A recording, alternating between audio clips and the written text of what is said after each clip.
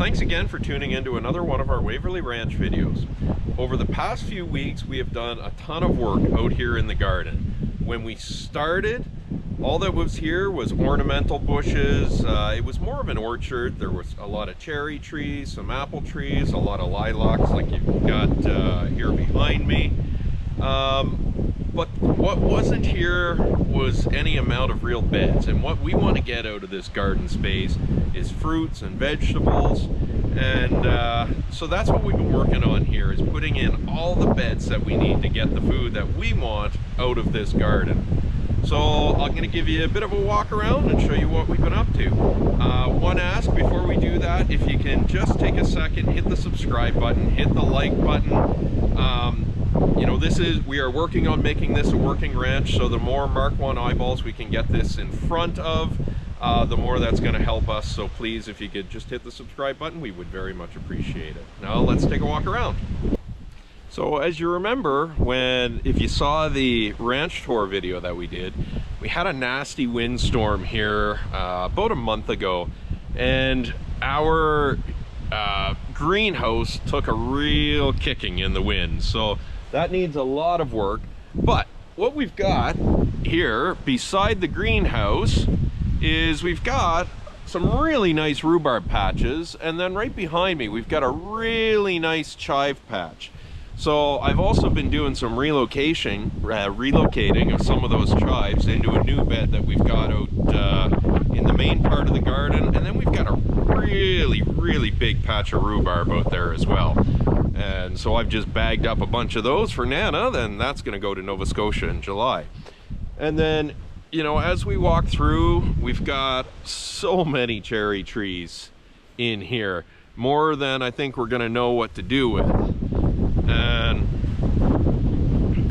you know, also we've got just random chive plants growing along throughout the garden.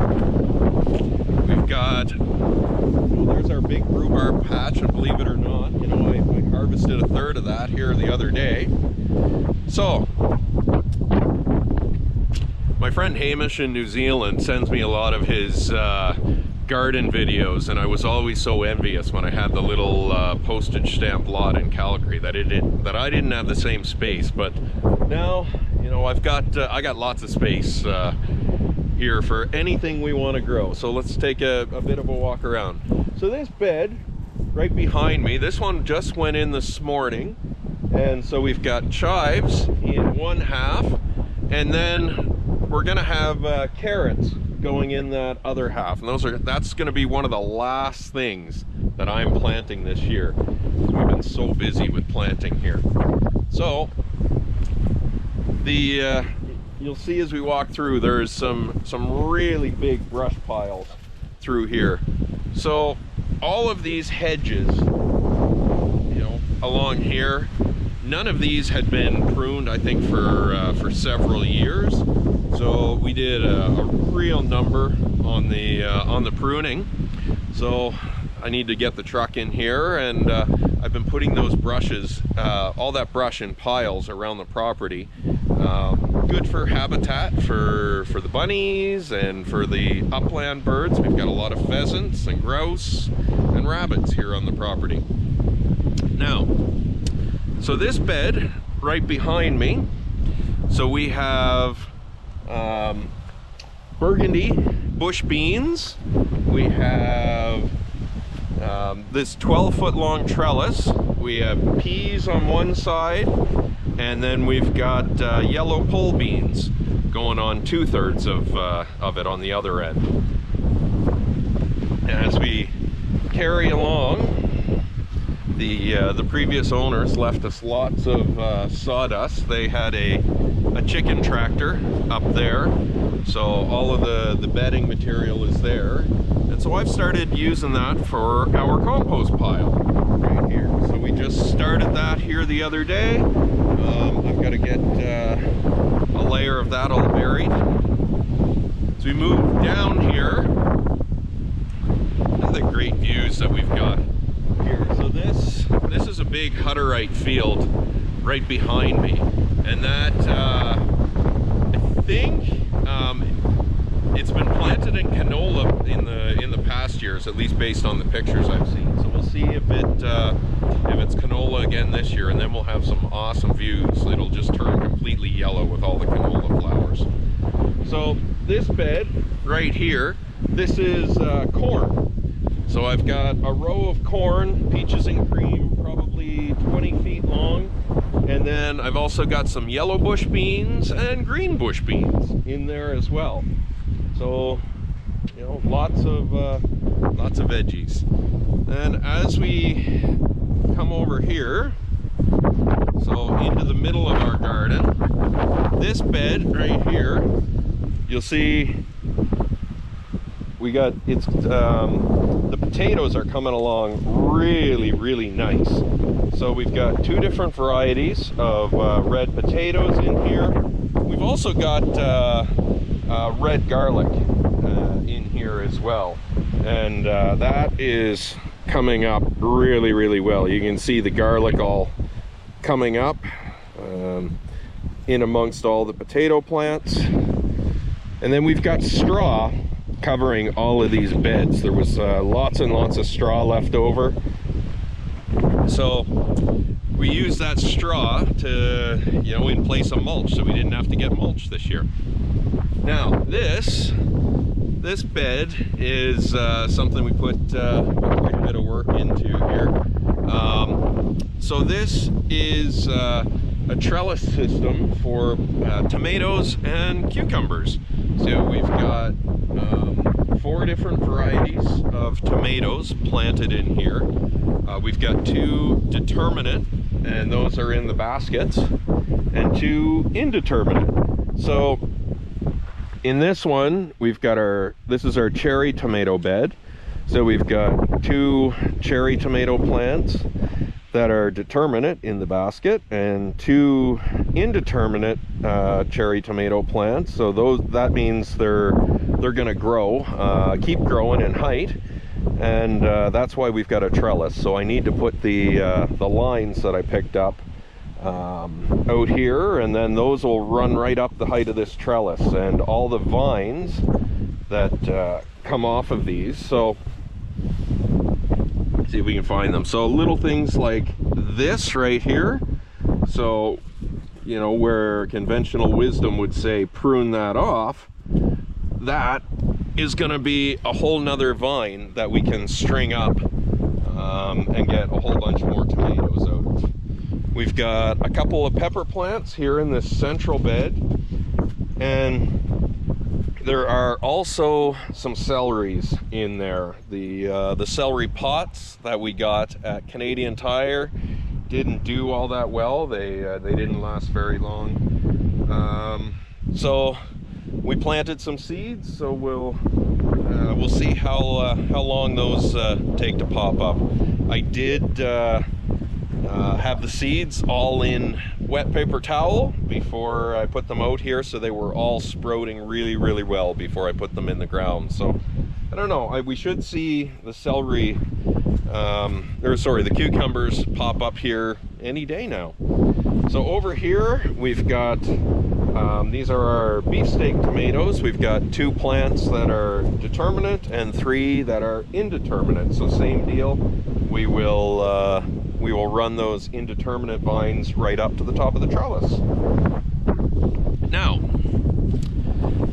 as we carry on here, we've got 2 more beds, and in each of these beds we have asparagus and onion. So a different variety of asparagus and onion in each bed. So this bed right behind me here has a purple asparagus and red onions. And then this bed right behind me, this one wasn't in quite as long, but it's got just your traditional asparagus and some yellow onions. But you can see we've already got our asparagus is popping up right here. We got more coming here. Our red onions are coming up right here. Got more asparagus plants coming right here.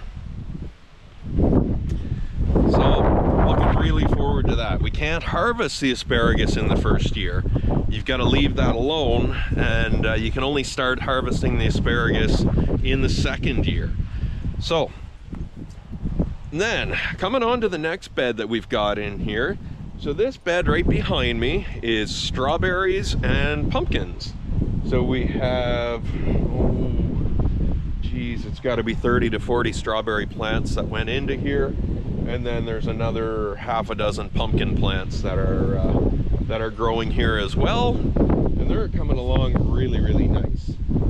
Yeah, Lilo, you stay out of the garden. No such luck. All right, and then finally, as we move over to the fence, so like I said, there was a bunch of ornamental bushes all through here, and so we've started taking some of those out. We gave them to some of our neighbors because we are running raspberry plants all along this fence line right here. So I've got 10 bare root raspberry plants in the garage that are going to get planted here this afternoon. And what we have, we've got 3, what are those? They are royalty purple raspberries planted in here, and those are doing really well. So we got 3 of those, and then further along here behind me along the fence, we're gonna get we'll get those bare root raspberries planted and get those going, and we'll have some more down this side of the fence line as well. And so on to the last thing. So here in the front corner of our garden, we have a blueberry patch that we've started. We've got 3 different varieties of blueberries in 5 different plants. We've got a single self-pollinator. It's called a North Blue. We have 2 other varieties called Northland and Polaris, and both of those are, you know, they pollinate each other. So the Northland, you know, you can see we've already got, you know, berries here on it, so the pollination's doing really well. I don't see any berries coming up on this one, but then on this Polaris, we also have berries coming up right here as well. So, you know, everything's working the way it should. I think we're gonna have more, you know, more food than we know what to do with. And, you know, what else I'll point out while we're standing right here, this is all Saskatoon berries, and so are those rows. You know, that whole row down there on either side, those are all Saskatoon berry bushes. So, and they are just covered. Take a look at, you know, take a look at how many berries are on this. And then we've got, on the opposite end of our property, we have a hillside that was just white with these Saskatoon berry flowers as well. The old owners told us that they couldn't even touch the amount of Saskatoons that they had here. So we're gonna have to figure out what to do with Saskatoon berries. So anyway, that is it for the garden tour. Just a quick little walk around to show everybody what we've been doing.